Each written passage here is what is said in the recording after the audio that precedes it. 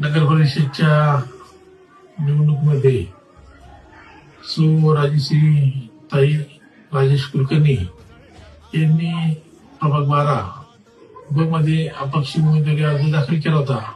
पण आज या ठिकाणी मी कुलकर्णी कुटुंबियांची भेट घेतली आणि त्यांना विनंती केली काही या ठिकाणी आपल्या नगर परिषदमध्ये आपल्याला शिवसेना राष्ट्रवादी अजितदादा गट हे युतीचे नगराध्यक्षासाठी विद्याभूषण कावसांकर आणि आपल्या 12 प्रभागमध्ये शोधन पाटील असतील, त्यानंतर आपल्या वडकरताई असतील आणि पारितताई असतील, यांना आपण त्या ठिकाणी जाहीर पाठिंबा द्यावा.